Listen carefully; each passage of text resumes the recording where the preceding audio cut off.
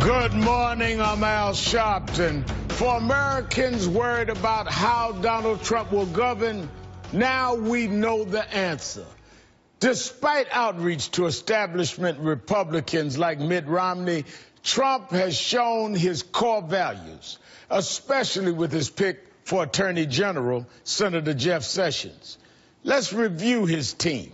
Trump's top strategist will be Steve Bannon, former head of Breitbart. It's a site that's been called, quote, a white ethno-nationalist propaganda mill. His national security advisor will be General Michael Flynn, a man who says Islam is a cancer. Islam is a political ideology. It is a political ideology. It definitely hides behind this notion of it being a religion. It's like cancer. I've gone through cancer in my own life.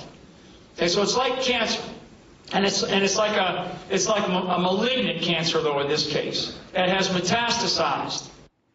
And Sessions as Attorney General, a pick that threatens all the work done by Eric Holder and Loretta Lynch. Sessions is against softening mandatory sentences. He backed Trump's Muslim ban. In the 80s, he was accused of calling the NAACP, quote, un-American and communist-inspired, referring to an African-American federal prosecutor as boy, and saying the KKK was fine, quote, until I found out they smoked pot. All of that came up during Senate hearings in 1986 when Sessions was up for a federal judgeship. Sessions has denied making racially prejudiced statements. Here's what he said back then about his alleged NAACP comments. These comments that you could say about county organization or something, I may have said something like that in a general way that probably was wrong. The Senate panel rejected Sessions' nomination, maybe in part because of a story that came up during the hearings. The would-be judge's biggest problem came in a case he prosecuted and lost, a vote fraud case involving black civil rights leaders in Perry County, Alabama. Defendants in the Perry County case were Albert and Evelyn Turner, political and civil rights leaders for more than 20 years. Albert was an aide to Martin Luther King. Their scrapbook has all the marches. This is Bloody Sunday. Albert can see, that's him right there. Albert Turner guided the mules at Dr. King's funeral. The federal government charged the Turners with doctoring absentee ballots, vote fraud, and mail fraud. My own opinion is that the case was political. I actually don't think Jeff Sessions came in with an ounce of evidence. Albert does not want Jeff Sessions on the federal bench. A man like Jeff Sessions will be there for such a long period of time, and I honestly think that he will be in the way of progress in this area for quite a while. A Trump spokesman said Sessions is well respected and was a well-respected senator whose 1986 rejection was a mistake. Joining me now is Congressman Hank Johnson, Democrat from Georgia, a member of the Judiciary Committee. Thank you for being here. Thank you for having me, Reverend Al. Congressman, in light of all of this, what are your concerns about Senator Sessions as Attorney General? Well, he has a history of being opposed to the enforcement of the civil rights laws that protect vulnerable people from discrimination, from hate, from violence. He will now be, if he's confirmed, the head of the Department of Justice. And he's not a man of justice. He's a man of injustice. And it's quite frankly frightening to many of my constituents, and I know people around the nation are just upset with this nomination.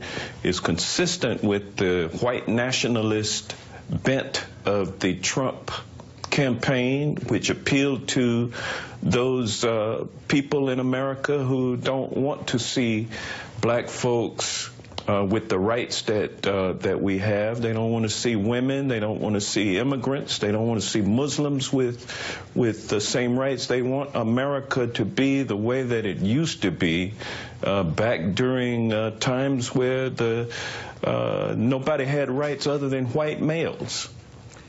How can Democrats, I mean, given these concerns that you raise, others have raised, I've raised some, how can Democrats do anything about this nomination? I mean, what can they do to pressure Trump and the Republicans in regard to Senator Sessions' nomination?